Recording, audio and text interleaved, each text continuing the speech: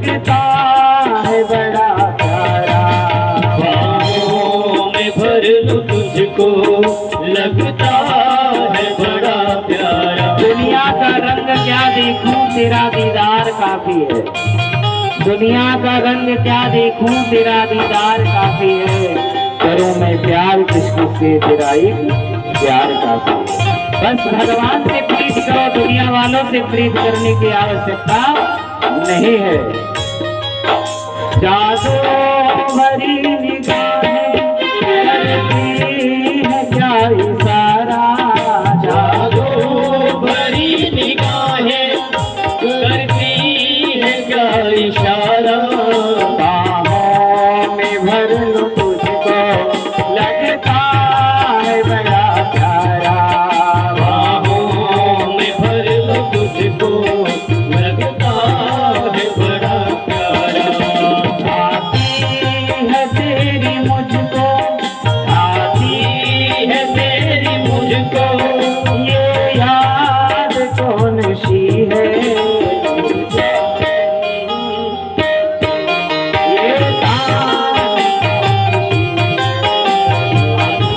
ये है मुझको तेरी ये याद कौन सी है।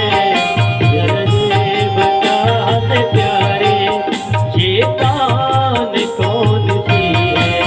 मेरे श्याम ये बता दे, ये कान कौन सी है। जिसे सुन के सारी दुनिया तेरे दर पे झूमती है। मेरे श्याम ये बता दे, ये कान कौन सी है। जिसे सुन के सारी दुनिया तेरे दर पे घूमती है।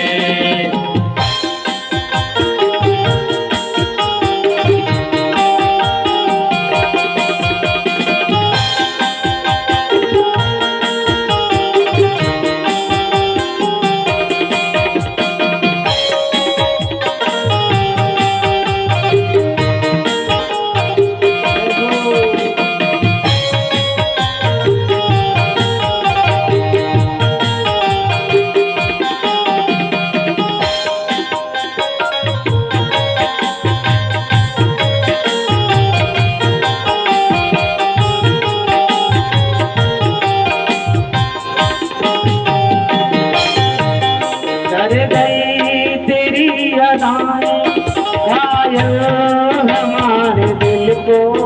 कर गई तेरी अदाएं घायल मेरे दिल को। मुस्कान तेरी भाई ताना हमारे दिल को। मुस्कान तेरी मर गई, कान्हा हमारे दिल को। कजरारी तेरी आंखें, कजरारी तेरी आंखें, ये नजर कौन सी है। जिसे सुन के सारी दुनिया तेरे दर पे झूमती है। कजरारी तेरी आंखें, ये नजर कौन सी है। जिसे सुन के सारी दुनिया तेरे दर पे झूमती है। मेरे श्याम ये बता दे, ये कान कौन सी है। जिसे सुन के सारी दुनिया तेरे दर पे झूमती है। मेरे श्याम ये बता दे, ये नजर ज्ञान सी है। जिसे सुन के सारी दुनिया तेरे दर पे झूमती है। मेरे श्याम ये बता दे, ये कान कौन सी है। जिसे सुन के सारी दुनिया तेरे दर पे झूमती है। जिसे सुन के सारी दुनिया तेरे दर पे झूमती है। जिसे सुन के सारी दुनिया तेरे दर पे झूमती है। तेरे दर पे झूमती है। तेरे दर पे झूमती है। बोलिए सांवरी सरकार की जय हो। जब प्रहलाद जी महाराज माने नहीं, बहुत समझाए, हिरण्यकश्यप ने बहुत समझाया, पुत्र तू मान जा, तू निशाचरी विद्या को सीख ले, तू राक्षसी परंपरा का पालन कर। नहीं माने तो विद्यालय से उन्हें हटा दिया गया। अब प्रहलाद जी के साथ बड़ी यातनाएं की गई। प्रहलाद जी को पहाड़ों से गिराया गया, जल में डुबोया गया, काल कोठरी में रखा गया, लेकिन जिसके रक्षक हैं भगवान उसे कोई मार नहीं सकता। है जगन्नाथ का भक्त जगत से हार नहीं सकता। जिसके रक्षक भगवान है उसे कौन मार सकता है? उसका बाल भी बाका कोई नहीं कर सकता। जाको राखी साइया मार सके ना कोई, बाल न बाका कर सके चाहे जग वैरी होए। जिसके रक्षक भगवान स्वयं हो, जिसकी रक्षा पग पग पर भगवान करते हो, ऐसे भक्त प्रहलाद को कौन मार सकता है? उन्हें विष खिलाया गया तो विष भी उनके लिए अमृत हो गया। उन्हें काल कोठरी में रखा गया, सर्पों के मध्य में रखा गया तो वो सर्प भी उनके लिए आभूषण बन गए। पहाड़ों से जब गिराया गया तो उनके लिए पालकी बन गई। नदी में डुबोया गया तो वहां पर कमल का पुष्प आ गया। आकर लक्ष्मी जी ने उनकी रक्षा की। बहुत परेशान हो गए। एक दिन तो हिरण्यकश्यप इतना परेशान हो गया, बार बार इसे कहने लगा, तू बता तेरे लिए मैं क्या उपाय करूं? हे दुर्विनीत दुर्मा मंदात्मन कुल भेद कराधमा। हे दुर्विनीत, मेरे कुल का विनाश करने वाला कुल विनाशक, मैं तेरे साथ क्या उपाय करूं? मारना चाहता हूं, तू मर नहीं रहा। तुझे नदी में डुबोया तो डूब नहीं रहा है, पहाड़ों से गिराया तो मर नहीं रहा है। तेरे लिए मैं क्या करूं? ये बता, जिसके लिए तू इतना नाज करता है, जिसके प्रति इतनी तेरी भावनाएं प्रकट हैं, तू बता तेरा भगवान कहाँ है? प्रहलाद जी ने कहा, कहाँ नहीं है मेरा भगवान? जिधर देखता हूँ उधर तू ही तू है। कहाँ नहीं है मेरा भगवान? जहाँ देखो वहीं मेरा परमात्मा है, जहाँ देखो मेरा भगवान वहीं है। ईशावास्यमिदं सर्वं यत्किंचित् जगत्यां जगत् तेन त्यक्तेन भुंजीता। मेरा परमात्मा कहाँ नहीं है? पूरी एक कण कण में वो व्याप्त है, सिर्फ पुकारने की आवश्यकता है। हरि व्यापक सर्वत्र समाना, प्रेम से प्रकट होई मैं जाना। भगवान सब जगह व्याप्त है, सर्वत्र वो व्याप्त है, बस बुलाने की देर है। जब प्रहलाद से बार बार पूछने लगे, अच्छा बता, तू कहता है तेरा भगवान सब जगह है, तो इस खंभे में क्यों नहीं है? स्तंभे किम न दृश्यते, इस स्तंभ में क्यों नहीं दिख रहा है? बोले मेरा भगवान इस खंभे में भी, बोले इस खंभे में भी है। बोले हाँ। उठा करके गदा खंभे को जैसे मारा, भगवान बड़ी बड़ी दाढ़े, बड़ी बड़ी जिह्वा लपलपाते हुए जिह्वा को भगवान नरसिंह का प्रकाश हुआ। बोलिए नरसिंह भगवान की जय। नरसिंह भगवान प्रकट हो गए। उनकी क्रोध की ज्वाला इतनी विकराल हो गई, भगवान नरसिंह ने सामने देखा, उठा करके प्रहलाद के पिता हिरण्यकश्यप से पहले युद्ध हुआ, युद्ध में पराजित हो गया, उठा करके उसे गोद में उठा करके सामने लाए, अपने उसी के गेट के ड्योढ़ी पे ला करके बैठ गए। ड्योढ़ी पे नरसिंह भगवान बैठ करके अपनी गोद में उसको रख लिए। गोद में रख करके मारने के लिए जैसे ही उद्यत हुए, ये ठहाका मारकर हंसने लगा, मुझे कोई नहीं मार सकता है। बोले क्यों? बोले हमने ब्रह्मा से वरदान पाया है। अच्छा, क्या वरदान पाए हो? बोले मैं ब्रह्मा से वरदान, बहुत वरदान लिया हूँ, मुझे कोई नहीं मार सकता। बोले क्या वरदान पाए हो? बोले कि पहला वरदान है कि ब्रह्मा की बनाई गई सृष्टि में किसी से ना मरूं। बोले मैं ब्रह्मा को स्वयं बनाता हूँ, मुझे क्या ब्रह्मा बनाएगा? मैं खुद ब्रह्मा को बनाता हूँ। मैं ब्रह्मा की सृष्टि से नहीं हूँ, ब्रह्मा मेरी सृष्टि से है। मेरे ही नाभि कमल से ब्रह्मा की उत्पत्ति हुई है। और आगे बोले कि एक वरदान हमने और मांगा है। बोले क्या? बोले ब्रह्मा के बनाए हुए 12 महीनों में ना मरूं।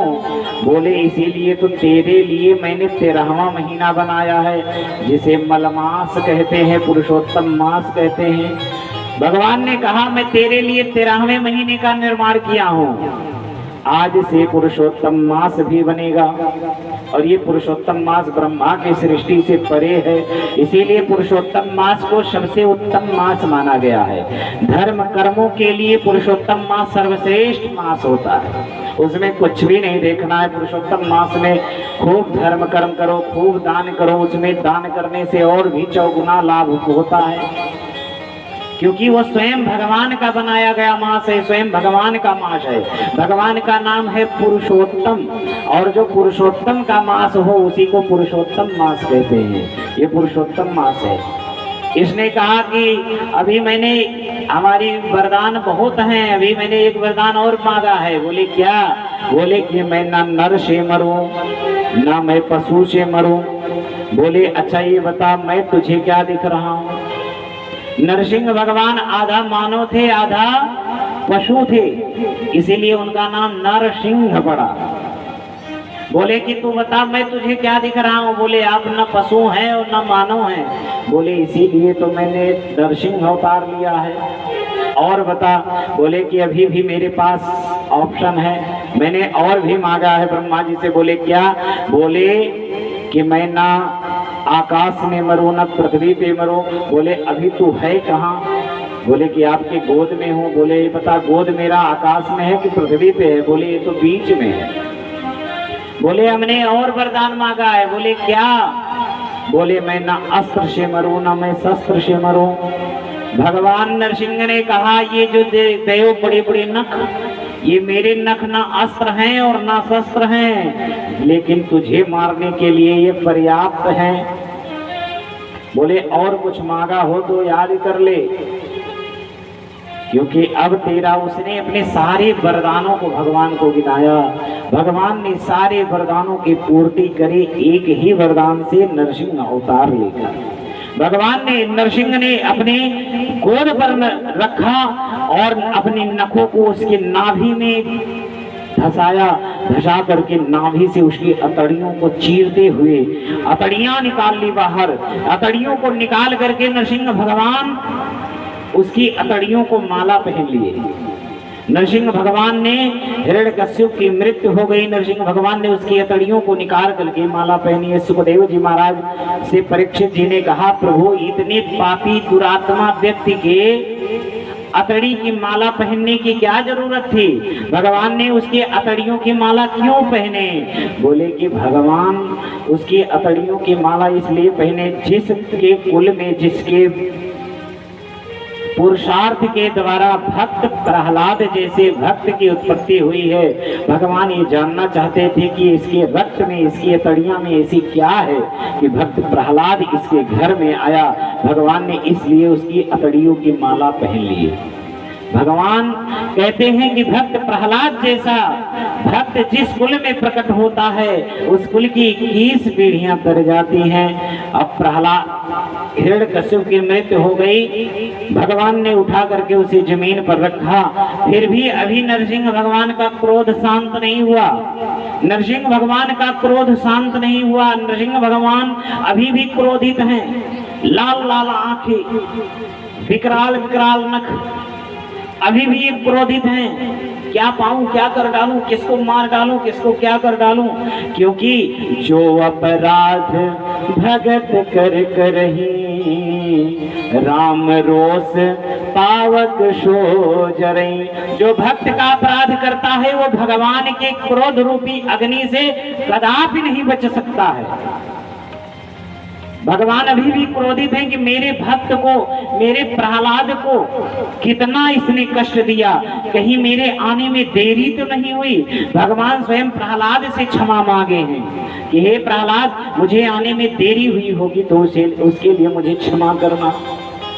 भगवान का क्रोध शांत नहीं हो रहा था। सभी ऋषि महात्मा आए, मनु आए, देवता आए, ब्रह्मा जी आए, शिव जी आए, सब ने विनती किया एक एक श्लोकों के द्वारा, दो दो श्लोकों के द्वारा क्रोध शांत हो जाए, लेकिन क्रोध शांत नहीं हुआ।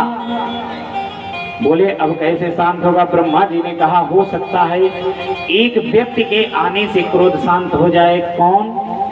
कोई पति खूब नाराज हो, उसके सामने उसकी गृहिणी आ जाए, पत्नी आ जाए, थोड़ी सी मुस्कुरा के बात करे तो पति का सारा क्रोध शांत हो जाता है। तो सोचे कि अब लक्ष्मी जी अगर आ जाएं तो इनका क्रोध शांत हो सकता है। लक्ष्मी जी को बुलाने गए। लक्ष्मी जी से देवताओं ने कहा कि माँ आप चलें, आपके पति बड़े क्रोधित है। लक्ष्मी जी ने कहा मेरा पति क्रोध कर ही नहीं सकता है। जो शांताकारं भुजगशयनं पद्मनाभं सुरेशम, जो शांत का आकार है, भुजग शयनम, जो सांपों की सैया पे शयन भी करता है तब भी शांताकारम, ऐसा मेरा पति क्रोध कर ही नहीं सकता है। फिर आप कह रहे हैं क्रोधित है। चलो ठीक है, कहते हो तो चले। लक्ष्मी जी आरती की थाली सजाई, पूजा की थाली सजाई, चलो अपने पति को मनाओ। जैसे ही आई नरसिंह भगवान दहाड़े, और जैसे ही नरसिंह भगवान दहाड़े ताली कहीं फेंकी, भागी, और भागी वो जा करके क्षीर सागर में ही रुकी। बोली ये मेरे पति नहीं हो सकते, ये मेरे पति नहीं है, क्योंकि मेरा पति इतना क्रोधित नहीं होता है। लक्ष्मी जी भाग गई। अब ब्रह्मा जी ने सोचा कि अब जिसके लिए ये नरसिंह अवतार लिए हैं उसी के द्वारा ही इनकी क्रोध की शांति होगी। जो सामने प्रहलाद जी को किए, प्रहलाद जी महाराज को भगवान ऐसे अपने जिह्वा से चाट रहे हैं जैसे एक गौ माता का जब बछड़े का जन्म देती हैं और बछड़े के सारे मल को चाट जाती है, ऐसे इतने वात्सल्य से नरसिंह भगवान आज पूरे शरीर को चाट रहे हैं। मानो नरसिंह भगवान इसलिए चाट रहे हैं कि कहीं अगर हमारे भक्त प्रहलाद के शरीर में इस दुरात्मा ने कोई कष्ट दिया हो तो उसके कष्ट हमारे इस चाटने से दूर हो जाएं, दर्द समाप्त हो जाए। भगवान ने पूरे शरीर को चाटा और प्रहलाद जी से क्षमा मांगे। सुखदेव जी महाराज कहते हैं परीक्षित, प्रहलाद के लिए भगवान ने नरसिंह अवतार लिया, प्रहलाद को राजा बनाए। प्रहलाद से भगवान ने कहा कि मांगो तुम्हें क्या चाहिए। प्रहलाद जी ने कहा प्रभु अगर आप देना चाहते तो एक ही वरदान ले। क्या? कि मुझे कभी मांगने की इच्छा ही ना हो, मेरे मन में कोई भावना ही ना आवे कि मैं कुछ मांगू। आज अगर हमसे भगवान बोले मांगने के लिए तो हम चिट्ठा लगा देंगे, लाइन लगा देंगे मांगने की। घर दे दो, मकान दे दो, गाड़ी दे दो, बंगला दे दो, पत्नी दे दो, पति दे दो, पुत्र दे दो, पुत्री दे दो, नाती दे दो, पोता दे दो। लेकिन आज प्रहलाद से भगवान ने कहा प्रहलाद तू मांग, जो तू मांगेगा वो मैं दूंगा।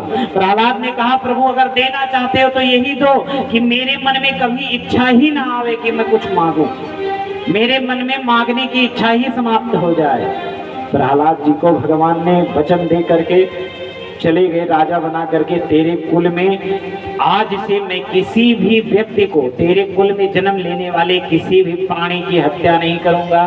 भगवान ने प्रतिज्ञा कर ली कि प्रहलाद के कुल में किसी भी प्राणी की हत्या नहीं करेंगे। सुखदेव जी महाराज कहते परीक्षित भगवान आज भी सर्वत्र व्याप्त है। सूर अनेक फिरे कड़मागत, पै पद शूर सुस्वाद कहाँ। आज भी अनेकों पदावली गाने वाले, पदावली लिखने वाले कवि हैं, लेकिन जो पदावली में, जो कवितावली में सूरदास के पद में जो स्वाद है वो पद स्वाद किसी के में नहीं है। सूर अनेक फिरे कड़मागत, पै पद सूर सुस्वाद कहाँ। पुनि ताल मजीरा बजाती फिरे, मतवारी मीरा सी चाह कहाँ। आज भी कलयुग में एक से एक सती साध्वी बन करके घूम रही हैं, जप कर रही हैं, तप कर रही हैं, लेकिन जो मीराबाई का जो पद था, मीराबाई की जो भक्ति थी आज नहीं है। सिय राम कथा कितनों ने लिखी। राम कथा एक नहीं है, रामायण सतकोटि अपारा। सिय राम कथा कितनों ने लिखी, पर तुलसीदास जैसी मर्याद कहाँ। जो रामचरितमानस तुलसीदास जी ने लिखा है, ऐसा रामचरितमानस, ऐसी रामायण किसी ने नहीं लिखा है। नरसिंह बसे प्रतिखंभन में, पर काढ़न को प्रहलाद कहा। आज भी भगवान है, सर्वत्र है, आज भी खंभे में भगवान है, लेकिन हम प्रहलाद बने तो तब तो भगवान है, प्रहलाद हम बन नहीं सकते। आगे चल करके सुखदेव जी महाराज परीक्षित से कहते हैं, परीक्षित, एक आसीत गिरिवरो राजन त्रिकूट विस्तृता। एक त्रिकूट नाम का पर्वत था, उस पर्वत के शिखर में त्रिवेणी नाम की नदी बहती थी। उस त्रिवेणी नदी के किनारे बहुत बड़ा जंगल था। उसी जंगल में एक हाथी रहता था, अपने हथनियों के साथ में, अपने सपरिवार के साथ में झुंड बना करके रहता था। एक दिन क्या हुआ, अपने परिवार के संग में वो गया, एक उसी त्रिवेणी नदी में विहार कर रहा था। अभी हम लोग नेपाल गए थे कथा में, नेपाल में ही वो है स्थान जो जिसकी कथा अभी चल रही है, ये नेपाल में ही उसकी स्थान है। वहीं पे त्रिवेणी है, नदी है, त्रिकूट पर्वत है, तो वहां पर आज भी बना हुआ है उसका स्थान जो ग्राह ने खींचा है पैर। तो सुखदेव जी महाराज कहते हैं, परीक्षित, वहां पर एक दिन क्या हुआ, अपनी हथनियों के संग, परिवार के संग ये गया, जल विहार कर रहा था। जल को नष्ट करना, जल में विहार करना, जल के साथ क्रीड़ा करना नदी का अपमान होता है। और आज वही अपने परिवार के संग में वो कर रहा था। 10,000 पत्नियां, 60,000 बच्चे, उनके संग में वह हाथी विहार कर रहा था। और जल का जंतु था ग्राह, वो सहन न कर पाया, उसने पैर को पकड़ करके लगा खींचने। तो इसको लगा कि मैं हाथी हूँ, मेरे अंदर 10,000 हाथियों का बल है, साधारण हाथी तो हूँ नहीं। अभी ये कोई जलीय जंतु छोटा मोटा होगा, खींच करके बाहर कर दूंगा, लेकिन वो खींचे जा रहा है, इसकी ताकत सब निर्मूल हो गई। ये खूब चिल्लाने लगा, अपने पत्नियों से गुहार लगाया, मेरी सहायता करो। किसी ने सहायता नहीं किया, पत्नी बच्चे सब चले गए। अब आप तो जा रहे हैं, तो अब हम रह के क्या करेंगे, हम भी जा रहे हैं। किसी ने सहायता नहीं किया। अंत में उसने भगवान को पुकारा, हे प्रभु आप आकर के मेरी रक्षा करें। कौन भगवान? सभी देवी देवता खड़े हैं आकाश में, मुझे पुकारे तब मैं जाऊं, मुझे पुकारे तब मैं जाऊं। नारायण ने कहा मुझे, शिव जी ने कहा मुझे तो बुलाया ही नहीं, ब्रह्मा जी ने कहा मुझे भी नहीं बुलाया, इंद्र ने कहा मुझे नहीं बुलाया, मेरा नाम ले लेता तो मैं चला जाता। जब किसी ने नहीं आया तो जिसका कोई नाम नहीं होता वो भगवान होते हैं। भगवान ने कहा ये जो बुला रहा है, जिसको बुलाना चाहता है वो मैं ही हूँ।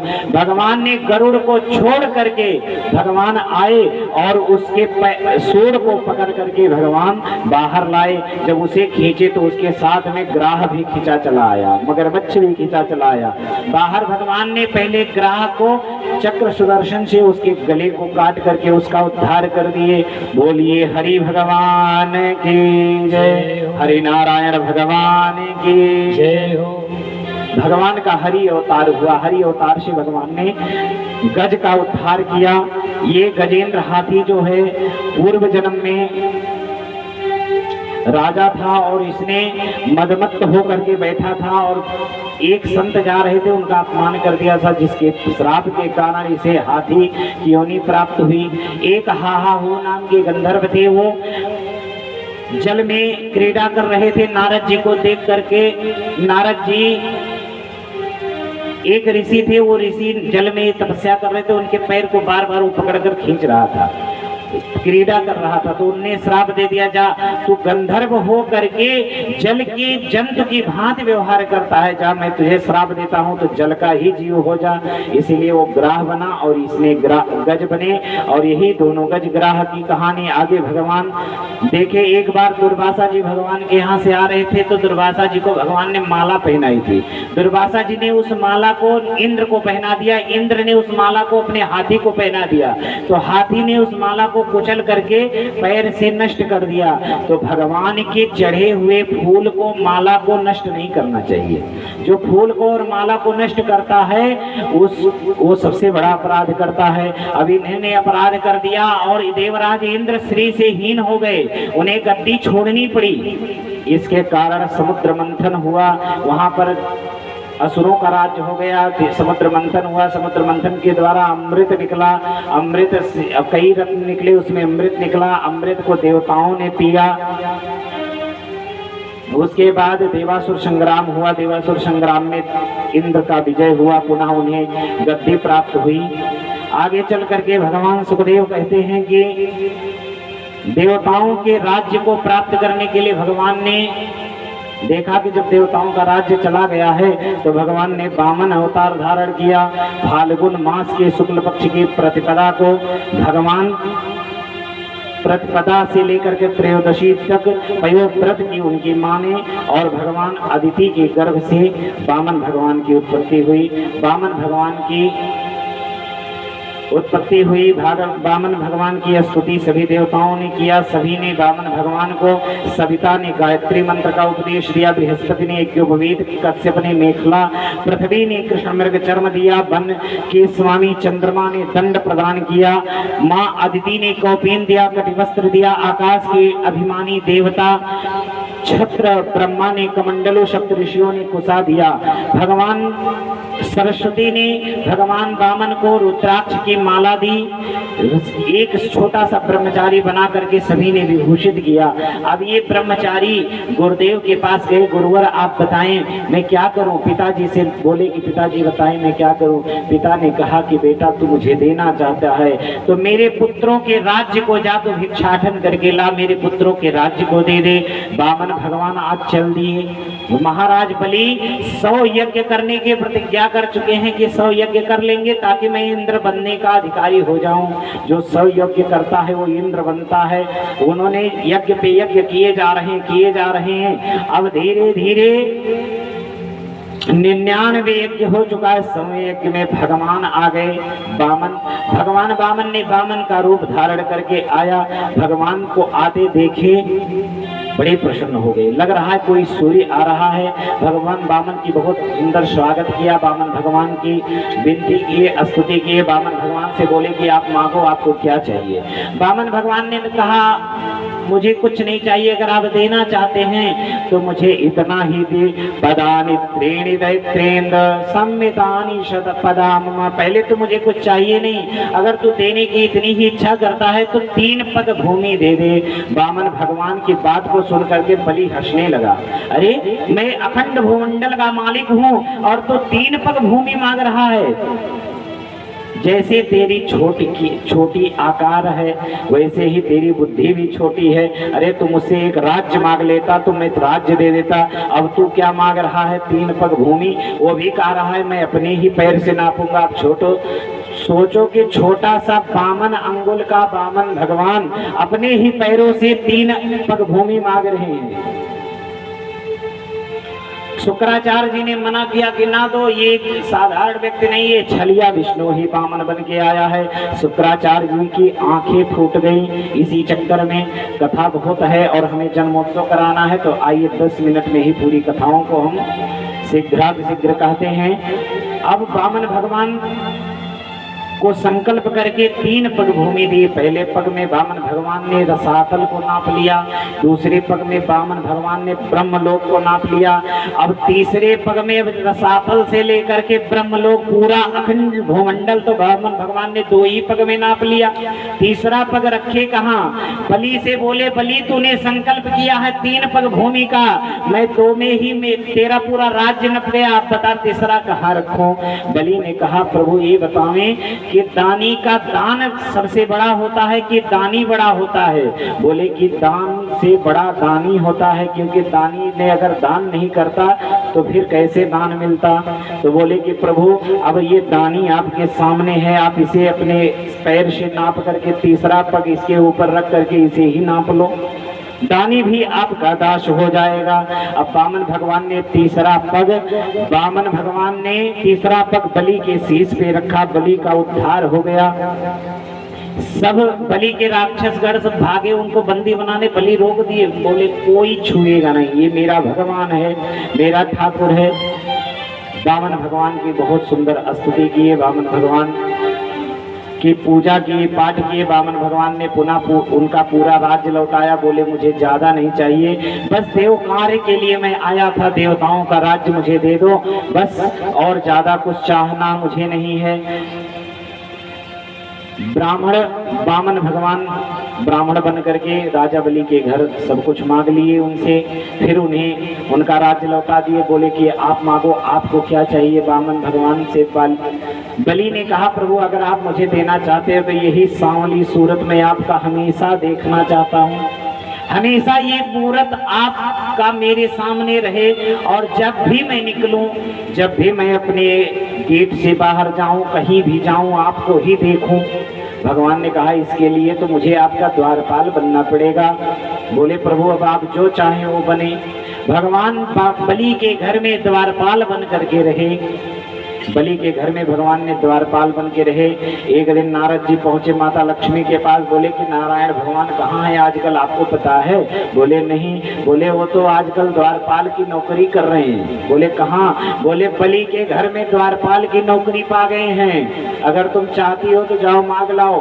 तब माता लक्ष्मी आई, बहन बन करके उनको राखी बांधी, और राखी में भाई बहन को कुछ देता है, तो बलि से उन्होंने वही द्वारपाल ही मांग लिया। बलि ने कहा बहन तू मेरी बहन होकर के द्वारपाल मांग रही है, इसका मतलब तू लक्ष्मी ही है। साक्षात लक्ष्मी को देख करके बड़े प्रसन्न हुए बलि जी महाराज, स्वागत किए, सत्कार किए, पूजा किए, लक्ष्मी नारायण भगवान की पूजा किए। अंत में माता लक्ष्मी आशीर्वाद दे करके, और एक रूप से भगवान आज भी सुतल लोक में राजा बलि के द्वार पर द्वारपाल बन के हैं, और एक रूप से भगवान वैकुंठ को चले गए। बोलिए वामन भगवान की जय हो, महाराज बलि की जय हो। जो भगवान से जुड़ जाता है उसकी भी पूजा होती है। महिषासुर माता से जुड़ गया तो आज महिषासुर की भी पूजा होती है। अगर महिषासुर की पूजा ना हो तो माँ की पूजा सफल नहीं होती है। भगवान वामन से जुड़ने के कारण राक्षस बलि की भी पूजा होती है। राक्षस बलि अपना राज्य करने लगा। आगे परीक्षित जी महाराज से सुखदेव जी कहते हैं, परीक्षित मैं कृष्ण कथा में चलने से पहले मैं सूर्य वंश का वर्णन करना चाहता हूँ, क्योंकि जिसने राम कथा नहीं सुनी, जो राम से प्रेम नहीं किया, वो कृष्ण को समझ नहीं पाएगा। कृष्ण को समझने के लिए राम से प्रेम करना पड़ेगा, और राम और कृष्ण में अंतर बिल्कुल भी नहीं है। राम कृष्ण दो एक हैं, अंतर नाहि निमेष, इनके नयन विशेष हैं, उनके चपल विशेष। राम कृष्ण दोनों एक हैं, इनमें अंतर बिल्कुल भी नहीं है। भगवान कृष्ण में थोड़ी चंचलता है और भगवान राम में थोड़ी गंभीरता है, तो इसीलिए पहले गंभीर के चरित्र को सुना जाता है, फिर चंचल वाले चरित्र पर जाएं।